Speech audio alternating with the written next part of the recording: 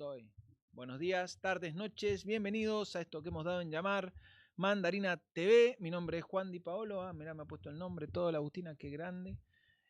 Y antes de empezar, no me quiero olvidar de decirles que se suscriban, le den like y comenten y nada. Y esas cosas que por favor hagan todos, que a nosotros nos ayudan muchísimo. Y quiero mandarle saludos, que me olvidé el programa anterior, y le quiero mandar un saludo grande al Bruno de Historietas, que nada, me ayudó muchísimo en el programa anterior, y le quiero mandar un saludo. Hablemos de Historietas, se llama el blog de él. Y le quiero mandar un saludo al Fernando Lucero también, que después me olvido y nada, me han pedido, entonces se lo digo. Antes de empezar, el día de hoy voy a decir esto. Se lo dije recién a ella, ahora se los digo a ustedes, estoy en modo groupie, estoy contentísimo por esto que vamos a hacer hoy, porque bueno, nada, es algo que vengo leyendo hace algún tiempo ya, y vamos a hablar hoy del nuevo librito de la amiga Paula Sibilia, que está acá y que se llama Yo me lo merezco. Que el librito lo compré la semana pasada, creo, la anterior, me ha gustado muchísimo. Hola Paula, ¿cómo estás? Hola, ¿qué tal? Muy bien. Bueno, me alegro muchísimo de verte. Vos estás en Brasil ahora, ¿no es cierto? Sí, Sí. vivo en Río de Janeiro hace Vivís, varios años. vivís en Río de Janeiro. Bueno, entonces dale, muchísimas gracias por el amor, porque te vamos a molestar en Brasil un ratito hoy para charlar un poco de este libro. Encantada. Nada, el libro está muy bien, me parece que ayuda muchísimo a leer la época. Antes de empezar a charlar del libro, digamos, ¿qué es lo que te lleva a vos a preguntarte sobre la idea del merecimiento, digamos, en la época? Sí, bueno, es un título un poco irónico, digamos. Podía haber sido otro, porque hay Voy a varias frases mostrarme. a lo largo del librito, como dices tú, Sí. que se refieren justamente a esta manera de considerarnos a nosotros mismos como alguien muy importante, Ujú.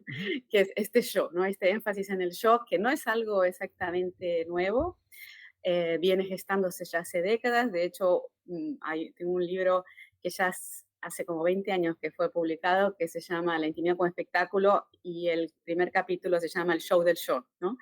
Y entonces ya era una problematización o tratar de pensar, ¿no? ¿Qué está pasando? ¿Qué cambios sucedieron en nuestra sociedad en los últimos años, en los últimos tiempos, para que este yo tan hiperbólico, que hoy está por todas partes, incluso en posiciones de alto poder, asumiera ese lugar que ha asumido, ¿no? Entonces es una otra tentativa, ¿no? A partir de una visión más actualizada.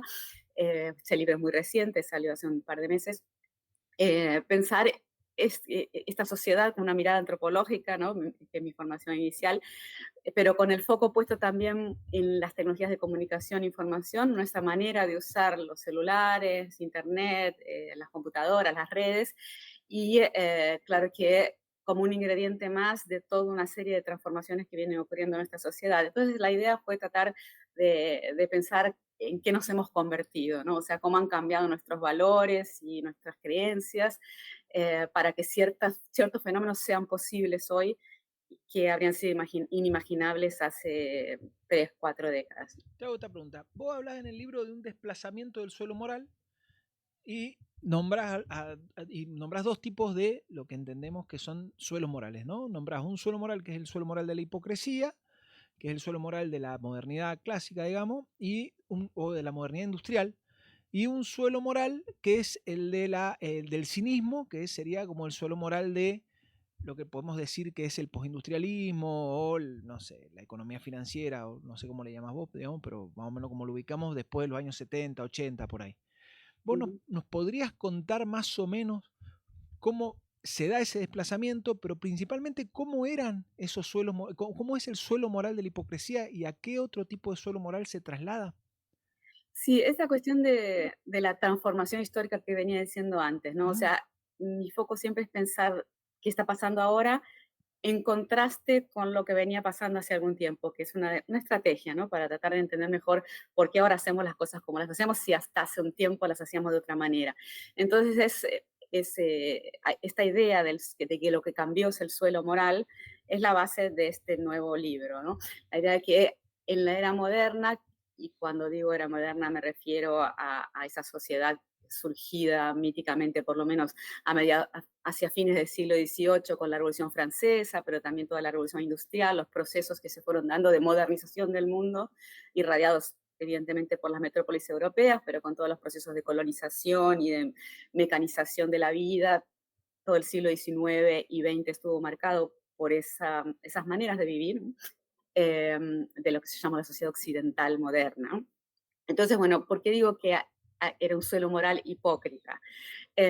Básicamente, con esto hago alusión a, como se suele decir, la hipocresía burguesa, ¿no? O sea, que la burguesía es la clase social que comandó esos procesos, ¿no? La Revolución Francesa y la Revolución Industrial, el capitalismo moderno.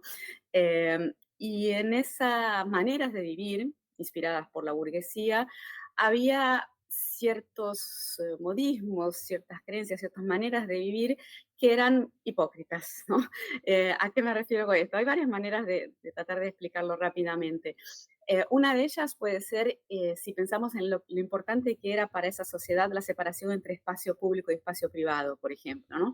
Era muy importante tener ese refugio de la privacidad, el hogar, eh, en el cual se vivían ciertas intimidades que eran o consideradas demasiado valiosas para ser compartidas con los demás, con los extraños, o demasiado vergonzosas también para ser, o triviales, en fin. Entonces todo eso tenía como un refugio en esos espacios cerrados, ¿no? Con cortinas, con cerrojos, con persianas. Y el espacio público, el espacio de la política, del arte, de la sociabilidad, típicamente en ambientes urbanos, ¿no? Las calles, incluso las manifestaciones políticas, los cafés, los teatros.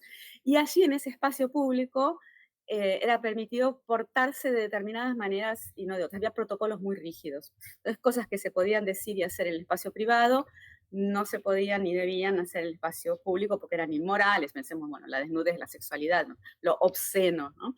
Pero también, y ahí viene la hipocresía, muchas opiniones, ¿no? Lo que uno pensaba sobre los demás, o incluso valores un poco bajos o no muy buen gusto, que en la privacidad se podían compartir o explayar, en diarios íntimos incluso, pero en el espacio público no. Y esto era un acuerdo tácito, digamos, durante la era burguesa, incluso si pensamos no a nivel micro que estoy hablando ahora, sino a nivel macro, justamente de las grandes cosas, ¿no? De la política del arte y demás, eh, era se permitía solamente usar ciertas máscaras y fingir que uno era una persona de respeto, ¿no?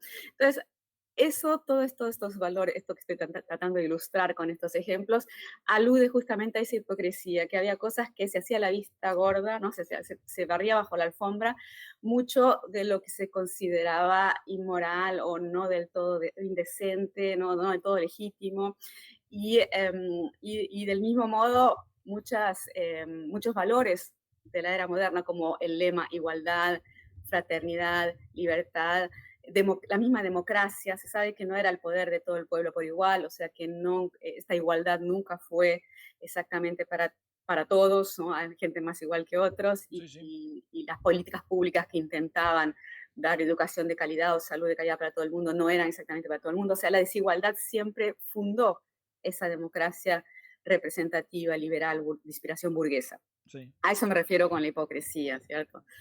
Está muy bien. Ese suelo moral construyó, problemas en la adaptación del hombre, ¿no?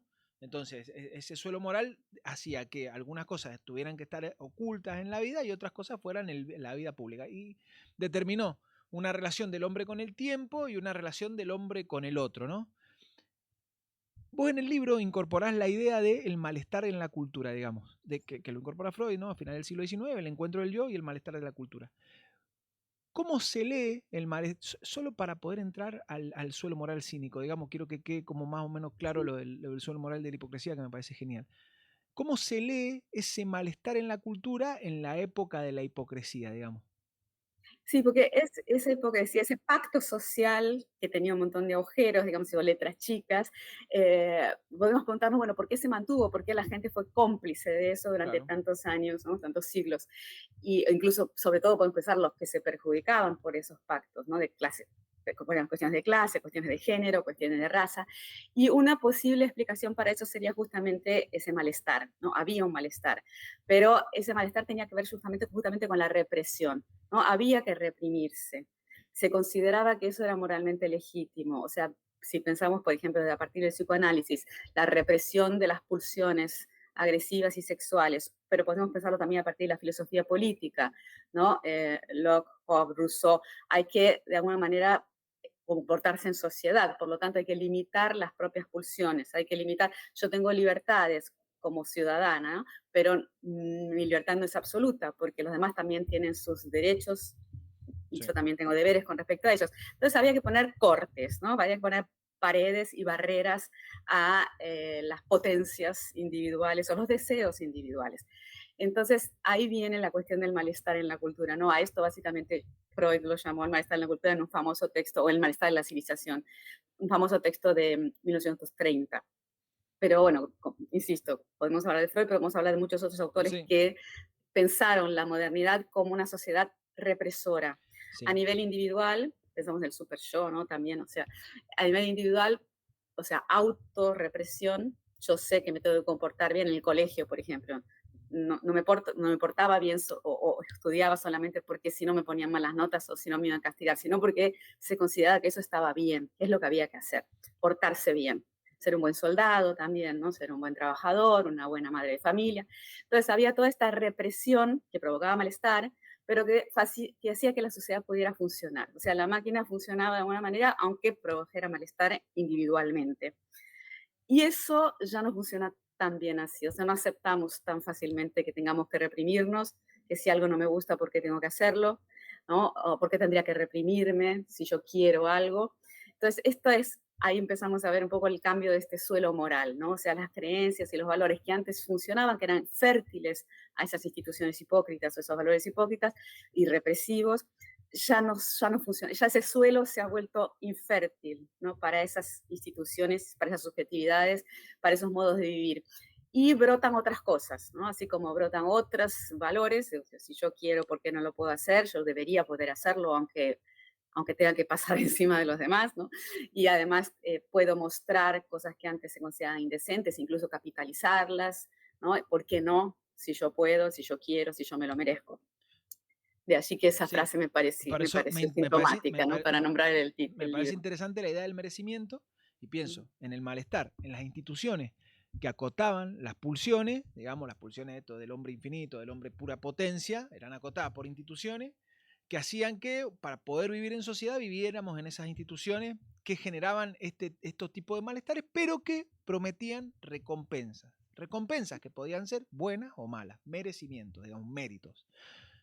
Era una sociedad donde si te portabas bien, y el portarse bien generaba, construía un tipo de relación con el tiempo, tenías cierto premio, y si te portabas mal, exactamente igual, tenías una relación con el tiempo, aplazabas, digamos, y tenías un castigo.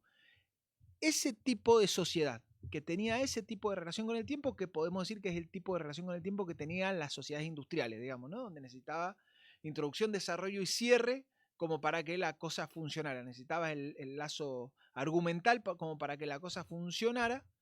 Es el tipo de argumentación que sostuvo esto que vos llamás la sociedad, el suelo moral de la hipocresía, pero que también podríamos decir es el suelo moral, es el tipo de sociedad o el tipo de relación con el tiempo que sostuvo las democracias liberales, ¿no? Las instituciones liberales, digo, la vida en comunidad, digamos, la escuela que más allá de que la producción escolar era un individuo, se hacía en colectivo, se hacía en conjunto, ¿no? Entonces, la relación del hombre con el tiempo era una.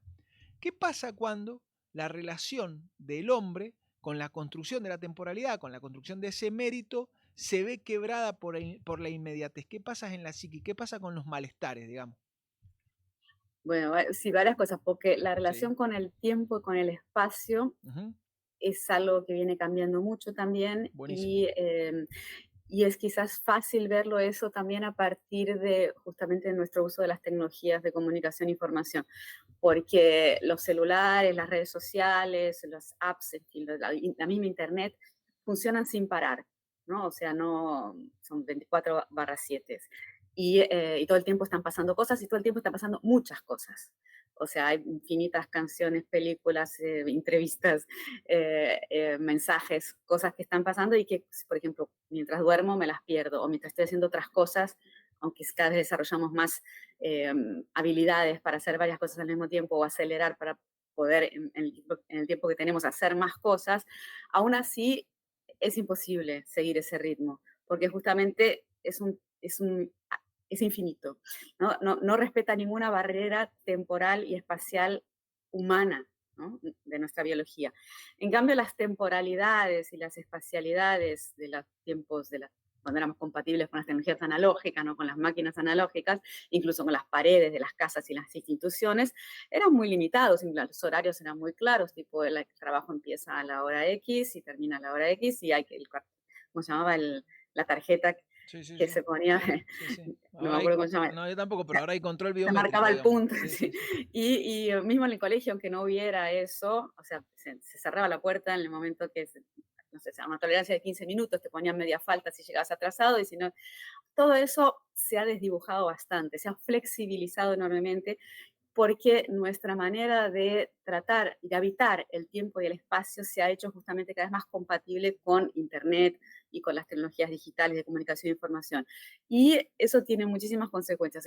Una de ellas podría ser la frustración de que nunca logramos hacer todo lo que queremos o que deberíamos y que nos merecemos, ¿no?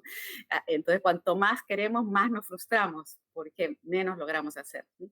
Y eso en la sociedad moderna tenía muchísimos problemas, la sociedad de los siglos XIX y XX, pero teníamos muchas frustraciones y malestares, pero esa no, porque la oferta no era No era muy ilimitada, lejos de ser ilimitada, claro. al contrario, era muy limitada, incluso por lo que vos decís, de los esfuerzos a largo plazo, desde el matrimonio, la familia que se configuraba una vez y para siempre, por ejemplo, hasta las carreras, el empleo, uno entraba en una empresa y bueno, en general toda la vida hasta jubilarse y después tenía también la garantía de que se había jubilado, que se iba a jubilar dentro de, no sé, 20 años y las cosas iban a ser más o menos previsibles, ¿no?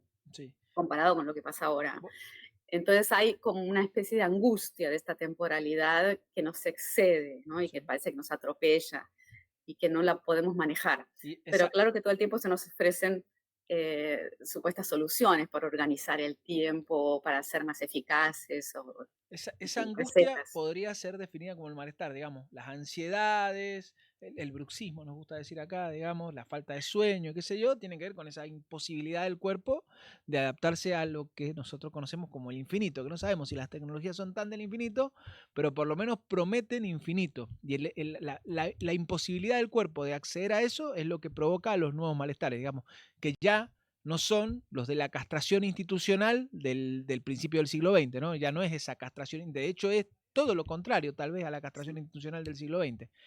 ¿Cómo sí. funciona esa, no vamos a decir castración, digamos, pero cómo funciona, y después me gustaría preguntarte un poco sobre cómo funciona esto y la economía financiera, digamos, pero cómo funciona estos nuevos malestares, qué tipo de sujeto configuran y qué relación tiene esto con el cinismo? Sí, eso te iba a agregar, porque no solamente es distinta, sino que hasta desde esta perspectiva es opuesto el malestar, es lo contrario, porque el malestar moderno era el malestar que te castraba, digamos, o sea, te decía que no podés hacer Y esto, ahora el goce es perpetuo. no deberías siquiera quererlo, o sea, Claro, claro. está mal que tengas ese deseo, no deberías pensar así, no deberías quererlo, estás siendo una persona indecente, estás siendo una normal porque Ujú. tener esos deseos. Ponete en tu lugar, ¿no? O sea, haz lo que hay que hacer, lo correcto y listo. Entonces, no, la sociedad moderna se especializaba en limitar, ¿no? Poner barreras de diverso tipo. Sociedades de Y la secuestro misma temporal, digamos. moralidad Eran irradiada por la sí. sociedad moderna decía, esto está bien, hay que poner límites. Ujú. O sea, es lo correcto es esto porque ese yo que ahora está tan enaltecido estaba en segundo plano. O sea, había muchísimas cosas más importantes que yo. O sea, desde las instituciones, empezando por la familia hasta la escuela, la patria, la democracia y demás.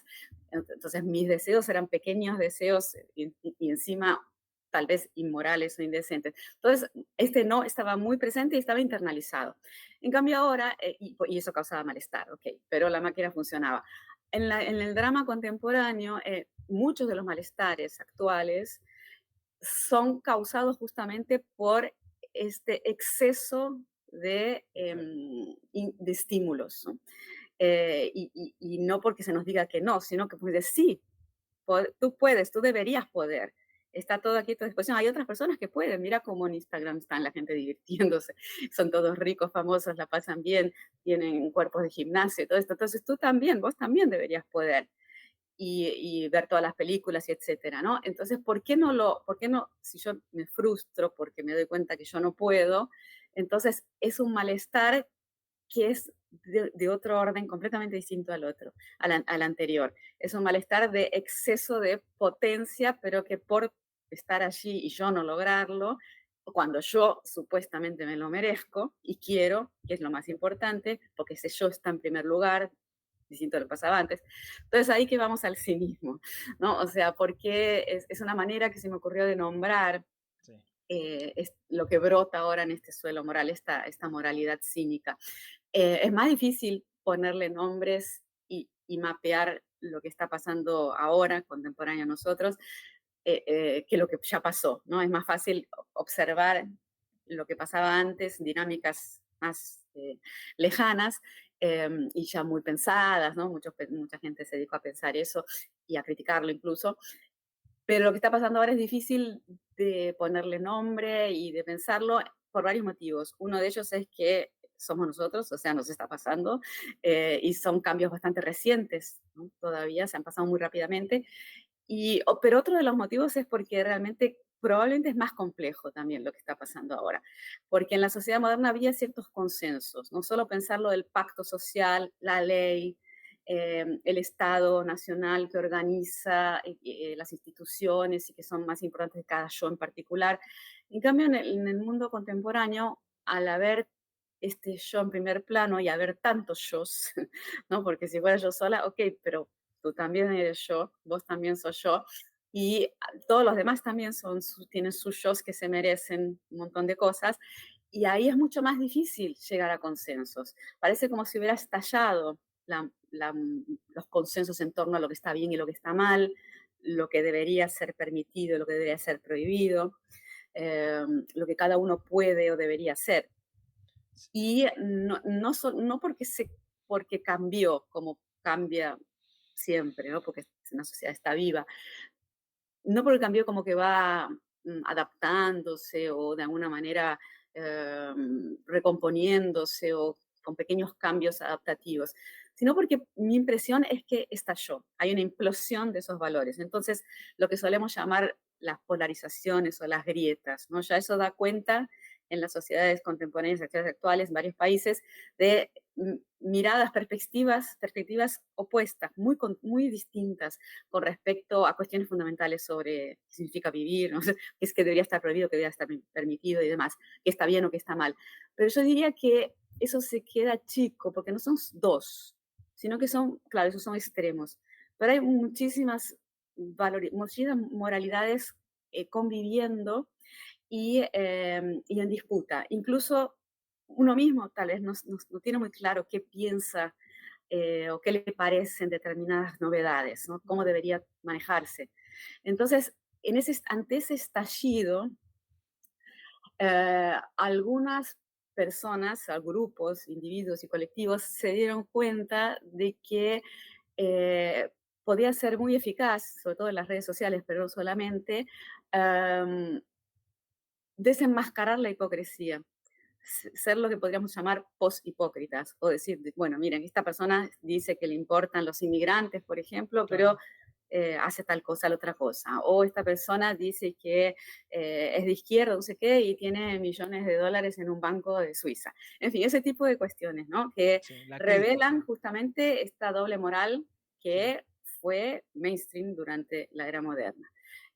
Particularmente en lo que se conoce como las élites culturales, ¿no? El periodismo, la universidad, aquellos que tenían voz hasta hace poco eran los únicos que tenían voz en los medios de comunicación, porque podían escribir libros, que podían acceder al debate público, que tenían columnas en los diarios, y que tenían voces autorizadas, ¿sí? Y que claramente formaban parte de un porcentaje limitado de la sociedad, con cierta formación, en fin, con algunas excepciones, pero había esta cuestión de clase social o de cierto nicho, ¿no? De la sociedad.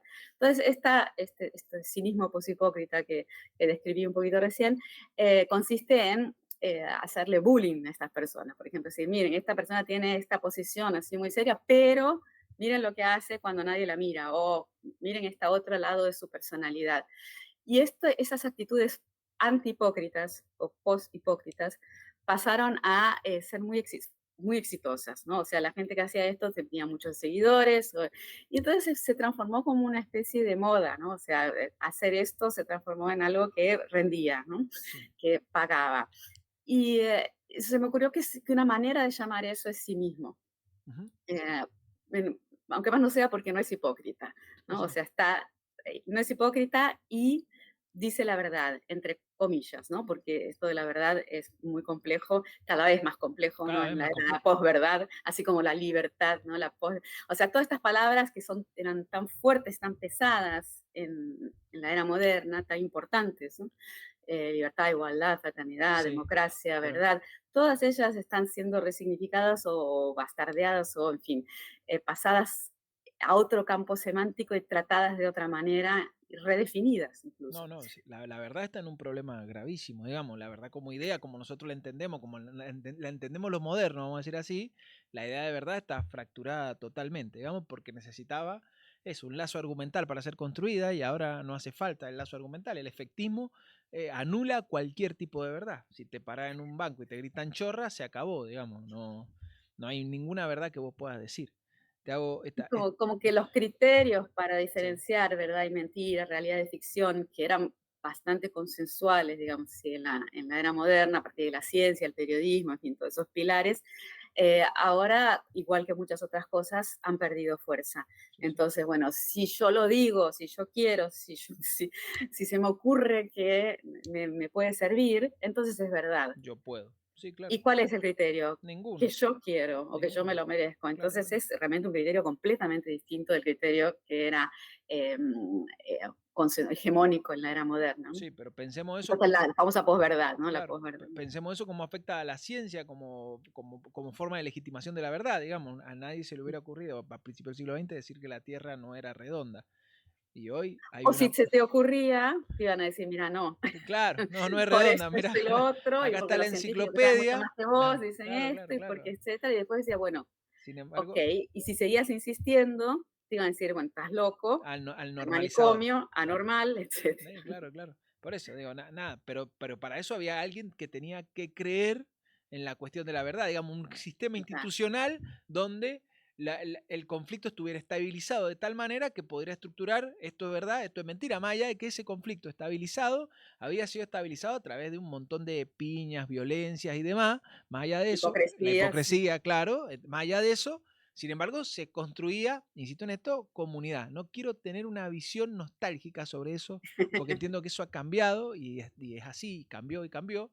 Lo que pasa es que me parece que ese cambio, esa pura potencia que parece tener lo humano actualmente, está absolutamente atravesada por el mercado. Digamos, porque no es que tiene potencia para cualquier cosa como podría haber sido pensada la potencia no sé, en el siglo XIX o como la pensó Deleuze, digamos. Parece que tiene potencia para scrollear en esto todo el día, si quiere, y no hay problema porque está anulado en ese goce perpetuo que provoca, que proporciona el mercado, digamos, y que nos mete en una relación con la temporalidad distinta a la que tenía el hombre de la modernidad. Es así, ¿no? Sí, la cuestión del mercado está todo el tiempo presente porque es como si fuera que la dinámica propia del mercado se transformó en la única dinámica posible, o sea, Claro, los valores del mercado. Y voy, eso aunque no estemos puedo decir comprando, esto, voy, vendiendo, voy a ¿no? decir O esto, sea, voy a decir esto, porque si no parece que somos antimercado y qué sé yo, digamos, la verdad que de lo que estamos hablando es no de ese mercado industrial del que vos podías participar, entrar y salir, digamos, comprar, satisfacer algunas necesidades y que de hecho proporcionó que la vida de las personas, no sé, apareció el ibuprofeno, digamos, ya con eso alcanza. El mercado industrial nos ayudó a todos muchísimo más que otras formas de vida, o sea, no estaba tan mal. El problema es que este tipo de mercado está atravesado por estrictamente lo financiero. Nosotros no sabemos qué pasa acá adentro de ninguna manera, mientras que sigue produciendo valor, digamos, ¿no? sí, pero además de, Joan, cuando yo digo lo del mercado, incluso estoy hablando de algo más básico todavía de lo Dale, que aclaraste vos recién. dale. Sería la dinámica del mercado en el sentido de que pareciera que esa manera de funcionar, que es yo tengo esto, vendo esto, vos me compras esto y mi valor comparado con lo que valgo yo, lo que vales vos, está todo pensado a partir de esas dinámicas que calcamos del mercado, aunque no estemos poniéndole precio exactamente. Ujú. Por ejemplo, usar estas expresiones como el costo-beneficio de una relación, o me conviene invertir en esta relación o no.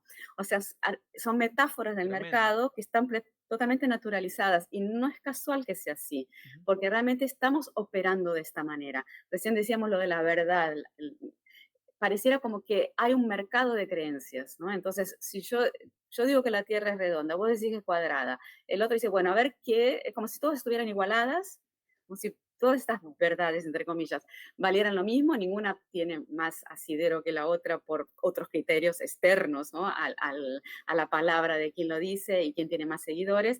Entonces es como si estuvieran, como si fueran expuestas, verdades expuestas en el supermercado. Está esta y esta. Vos elegís la que querés. Y esa no era esa lógica del mercado, no era la lógica que se tenía antes para decidir lo que era verdadero o falso. Y algo semejante se podría decir en las más diversas áreas de la vida, ¿no? Desde las apps para relacionarte, por ejemplo, los Tinders, no sé qué, que se expone la gente en fotos, ¿no? Y uno va eligiendo las que quiere y las que no quiere. Es también una dinámica muy parecida a la del mercado, o sea, muy basada en la manera como actuamos cuando estamos comprando o vendiendo cosas, que es muy distinta a cómo funcionaba el amor romántico en Sí, la claro. era moderna, que era tipo el flechazo de Cupido, esa persona que estaba destinada de alguna manera Sí, sí. irracional a ese choque, no sé qué. O sea, nada que ver con esta otra propuesta que es, bueno, hay una serie de productos, yo también estoy junto Soy con un otro producto, producto, claro. cada uno sabe más o menos el valor que tiene y la dinámica es la del mercado. Sí, sí. Y así como estos ejemplos, podemos usar muchísimos otros, ¿no? So- Las opiniones, o Son sea, lo interesantes igual que, los ejemplos porque me parece que nada, permite que el que está viendo esto, digamos, digo, se dé cuenta cómo funciona esto como mercado permanente, digamos. De hecho, tenemos una sola forma performativa de gustar, digamos, gustamos de una manera, no ponemos cualquier foto en Instagram sí, cada uno más o menos sabe cómo se puede claro, vender, cómo, claro. ¿no? Cuál es la mejor manera de venderse, Claro, claro, en el algunos fondo. más que otros, pero Mm. Todo justamente es eso, producto. incorporamos. Y otro ejemplo que también me parece bastante claro, cuando hablamos de consumos culturales, ¿no? Ajá, O sea, claro. esa expresión, consumos Sí, sí. culturales, es una expresión relativamente nueva, ¿no? O sea, antes no se usaba esto para referirse a, por ejemplo, ir al cine. ¿No? Ir al cine es un consumo cultural, así como ver una serie en Netflix, así como escuchar esta entrevista en Spotify Sí, o sí, lo que sí. sea, o como comprar un libro, ¿no? Eso se considera, cada uno de esos son consumos culturales, todos comparables entre sí también, inclusive el precio que tienen, ¿no? O sea, cuánto vale la inversión que tendría que hacer en el sentido de cuánto tiempo o qué demanda cognitiva tendría. Entonces se iguala todas estas experiencias vitales en su faceta consumo, mercadería. Y esto hace, no te digo tanto tiempo, bueno, cuando yo era adolescente, no sé, el fin del siglo XX, Sí, sí. cuando uno iba al cine o compraba un libro o y esto que ahora se llama consumos culturales, no lo pensaba como siendo consumos culturales, más allá de que uno pagara una entrada y el libro Totalmente. tuviera un precio. Se lo pensaba, eso era medio tangencial, era un detalle. Lo que se los vivía como experiencias culturales, digamos así. Y eso son, por tanto, son maneras muy distintas de vivir lo que a uno le pasa. Entonces, si le aplicamos la lógica del consumo a todo, ¿no? De alguna manera todo se banaliza y todo da un poco lo mismo, Y que sí, es bastante lo que pasa con al ser compatibles con estos aparatos, porque aquí está todo y todo está más o menos dentro del mismo, el mismo lenguaje, ¿no? De la misma manera. En el WhatsApp, por ejemplo, tenemos contactos de los más diversos tipos y todos son más o menos igual. todos Incluso somos. alguno puede ser un chatbot, en fin, o alguna persona que se murió y que está ahí todavía, ¿no? Totalmente, totalmente. Te hago esta pregunta. Sí, me interesa esto de todos somos más o menos iguales.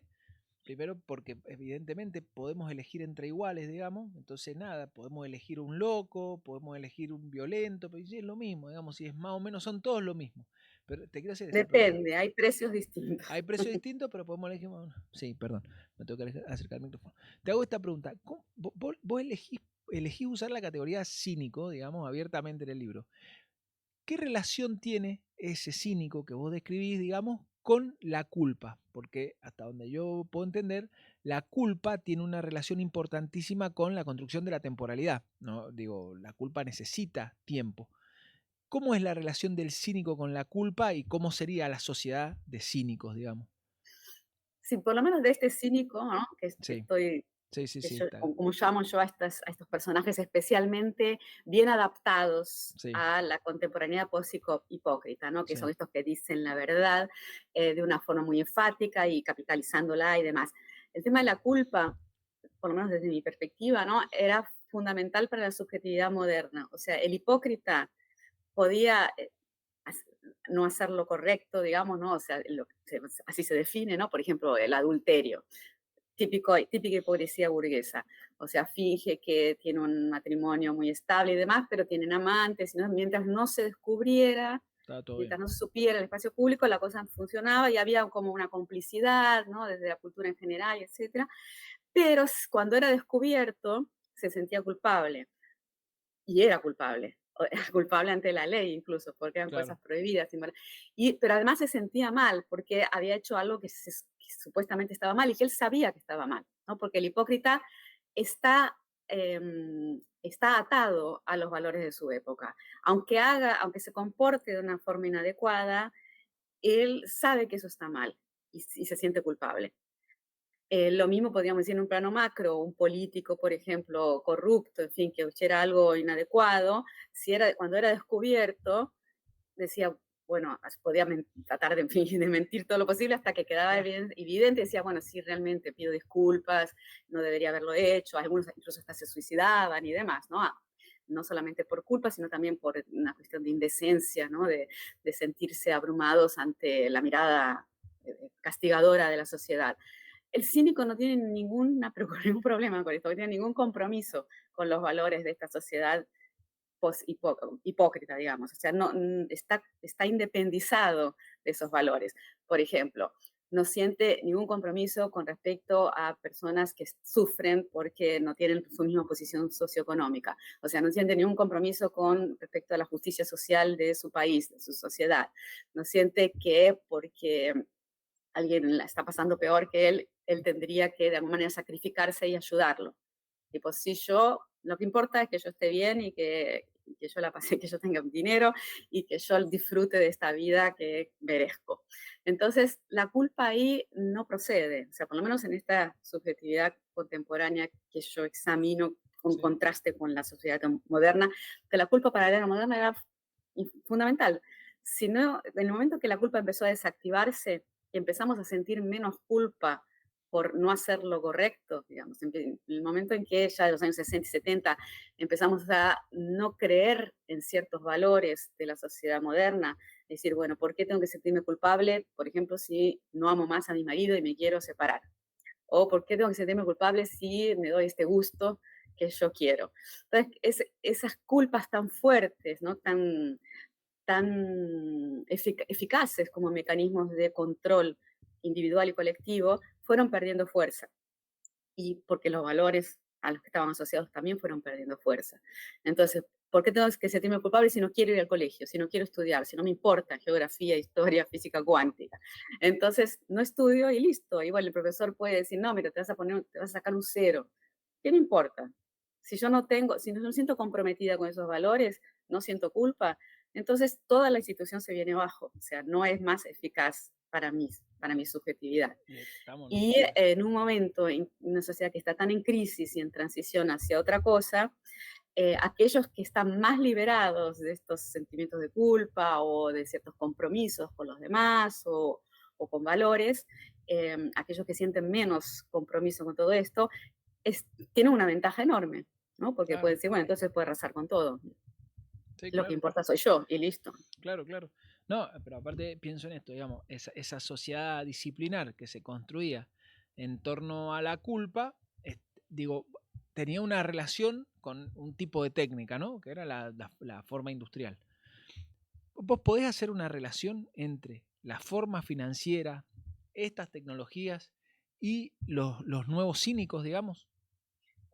Bueno, sí, esa es la idea, porque en realidad yo trabajo en el área de comunicación, ¿no? Yo soy profesora de comunicación y trabajo con las nuevas tecnologías. Entonces yo parto de eso, parto de observar cómo nos manejamos desde hace por lo menos una década y media o 2 décadas en estas redes sociales, con todo el tiempo con una pantalla conectada a un montón de gente cuando estamos en la calle, cuando estamos en casa, cuando estamos durmiendo, cuando estamos despiertos. Entonces estamos todo el tiempo funcionando en sintonía con un montón de gente que está manifestándose todo el tiempo, ¿no? Y intercambiando imágenes propias incluso, ¿no? Y comprándose y vendiéndose y juzgándose a partir de eso, ¿no? De los likes, de la repercusión que cada cosita que uno publica tiene, en el sentido de cuánto más gente la comparte o cuando viraliza, no sé qué.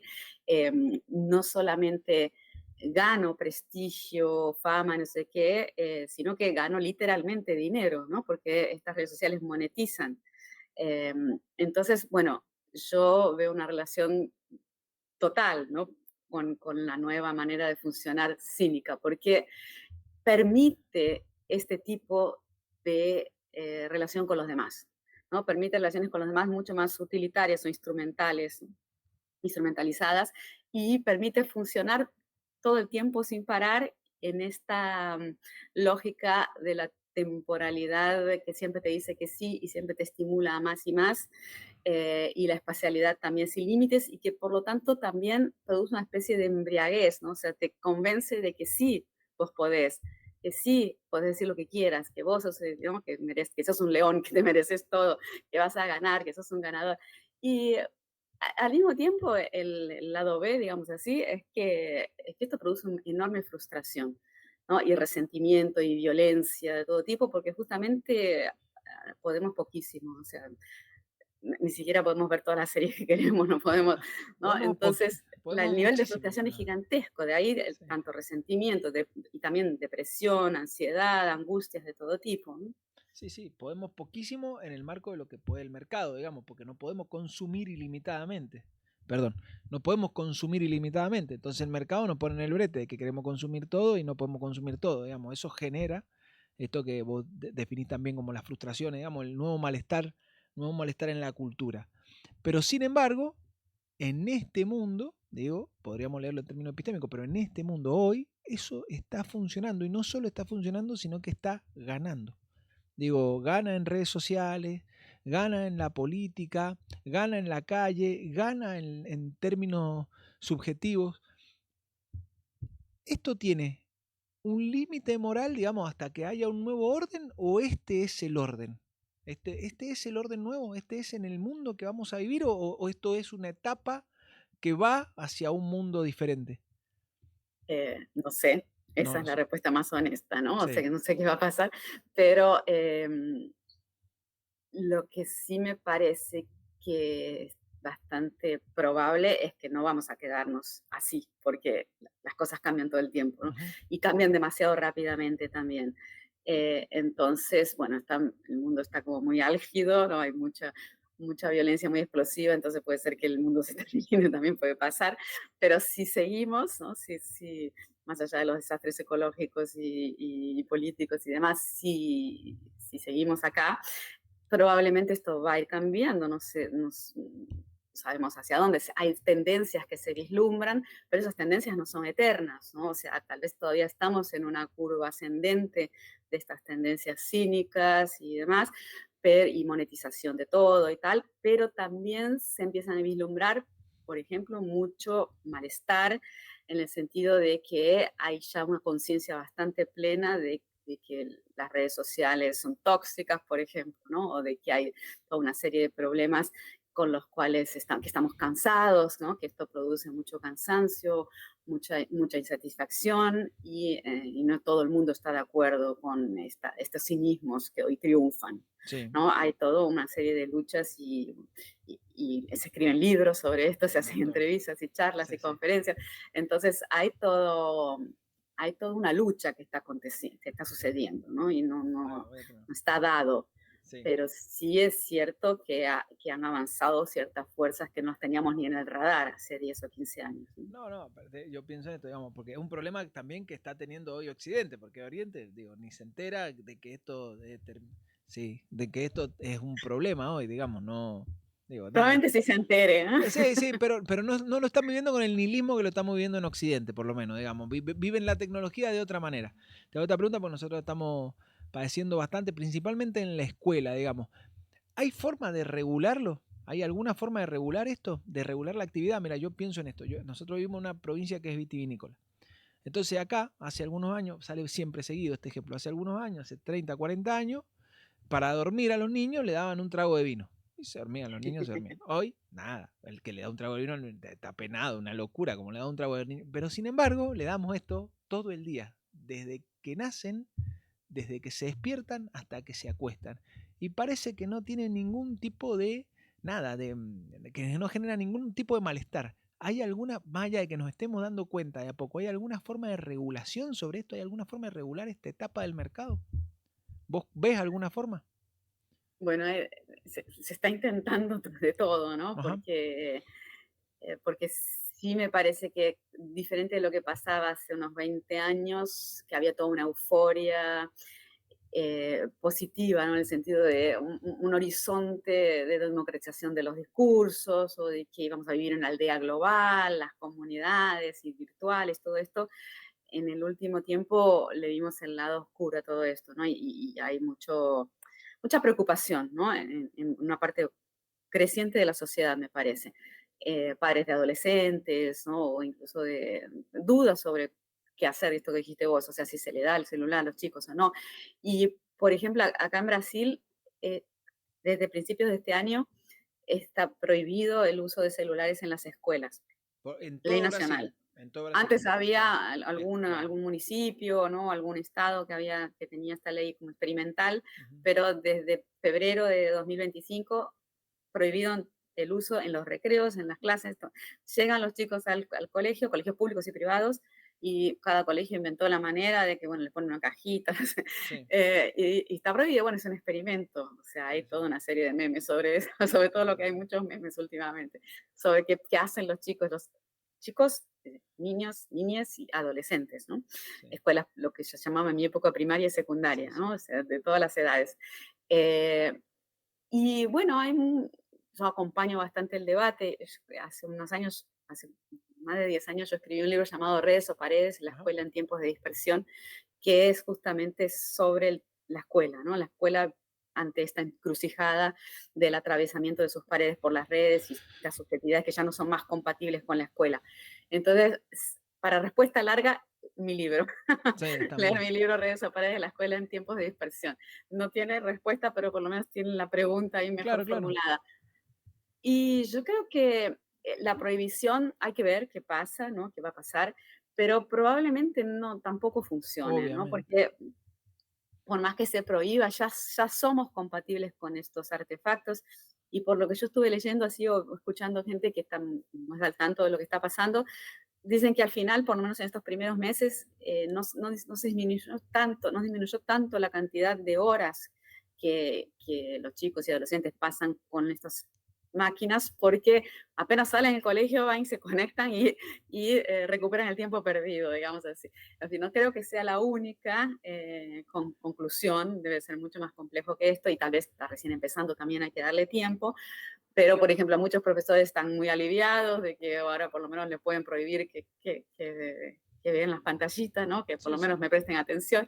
Entonces hay como esta tentativa, digamos así, de volver a la escuela de la era moderna, prohibiendo los celulares. Lo que pasa es que ya nosotros somos otras personas, ya los más chiquitos ni hablar, pero los mismos profesores, los padres, ya no se nos puede prohibir a nosotros en principio, ¿no? Que No, usemos claro, los claro. celulares. Habría que ver si se le puede prohibir a los profesores o a los padres también. Me parece que es una tentativa, pero no sé si No. pasa por ahí. Te hago la última pregunta. No, yo creo que no, digamos. Me parece que ninguna restitución va a funcionar como tal. Pero pienso esto, digamos, y te dejamos molestar con esto. La escuela, como institución, la escuela y todas las instituciones de la modernidad tenían la particularidad de capturar una parte del tiempo y a partir de esa captura de tiempo producir nada, un normal, digamos, lo que sea, un Un ciudadano, ciudadano. claro, pongámosle el nombre que grabo, pero es producir uno que podía vivir en comunidad, pero era uno, un individuo que podía vivir en la comunidad, porque compartía códigos adentro de las instituciones, ¿no? Que eran las que lo normalizaban. Entonces, la técnica tenía estrecha relación con su producción, que era este ser humano ciudadano. a mí me queda la sensación de que, por ejemplo, cuando decimos aula virtual o educación asincrónica o sincrónica, qué sé yo, me parece que estamos tratando de copiar el método de las viejas instituciones de la modernidad con técnicas que son distintas, y si las técnicas, las tecnologías son distintas, los dispositivos también deberían ser distintos, debería pasar eso. ¿Cómo te imaginás que puede la escuela? Yo entiendo que si estamos viendo cómo controlamos es porque estamos lejísimos de pensar, pero pensemos igual. ¿Cómo te imaginás vos que la escuela, si debiera seguir existiendo como tal, podría incorporar una nueva institucionalidad a partir de esto? ¿Puede incorporar una nueva institucionalidad a partir de esto? ¿Puede esto producir seres humanos que sean ciudadanos? No lo De sabemos. nuevo, la Sí, claro. respuesta es más larga en mi libro, Sí, Redes o Paredes, pero quizás una manera de responderte a eso es que cuando llamamos aula virtual o sí, clase virtual o conferencia virtual, probablemente ahí estamos usando la misma palabra clase o conferencia o aula para nombrar algo que es completamente distinto. O sea, total. es otra experiencia de vida, otra experiencia de aprendizaje o de lo que sea, ¿no? Tanto es que en la aula virtual, por ejemplo, puedo estar en el aula y al mismo tiempo lavando los platos o haciendo otras cosas, o después la puedo escuchar acelerada, y por lo tanto es otra cosa, ¿no? O sea, muy distinta a la experiencia que implicaba ir al colegio, estar ahí encerrado durante todo el día, durante varias horas del día, todos los días del año, durante varios años, en contacto con un grupo de personas siempre las mismas, en fin, todas las características que tiene la escuela, o incluso, aunque no fuera la escuela, sino lo mismo en la universidad o cualquier otra institución de ese tipo.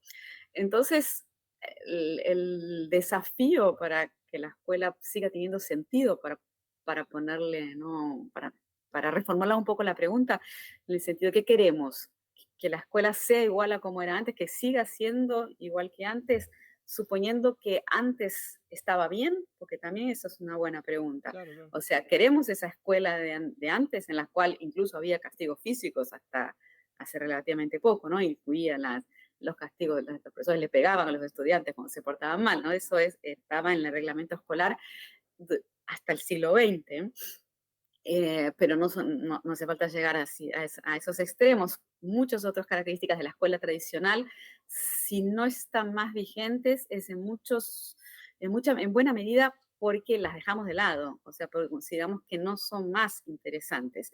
Cierto disciplinamiento de los cuerpos, cierta violencia, en fin, cierta rigidez en la manera de enseñar o de compartir los aprendizajes.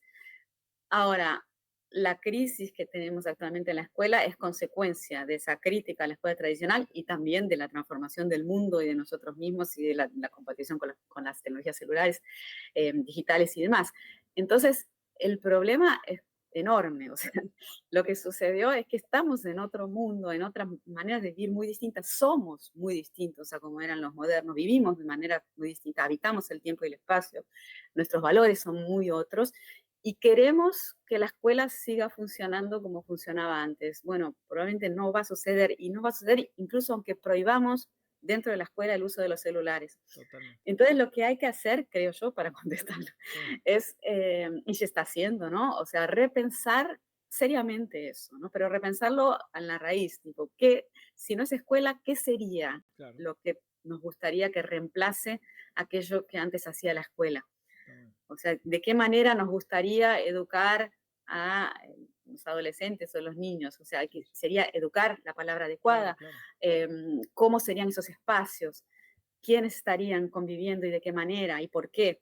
Sí, sí. ¿Qué enseñaríamos? En fin, es una oportunidad para reinventar algo que, por lo menos de mi perspectiva, la escuela tradicional tampoco era una maravilla, así como el mundo moderno en general, ¿no? Cuando vos nombrabas antes la nostalgia de cuando Sí, las sí, leyes sí. funcionaban, ¿no? O sea, claro, ahora ante el caos contemporáneo hay una cierta nostalgia de todo eso, pero probablemente si nos trasplantaran allá al siglo XIX no nos gustaría, No, sería ni hablar. invivible para nuestros valores. Entonces, se trata de inventar otras cosas, pero no dejarlo en manos de los cínicos que quieren arrasar con todo, ¿no? O sea, es un desafío que no es o una cosa o la otra, no es o somos hipócritas o somos cínicos de esta manera que hoy triunfa, sino que se puede inventar otras cosas.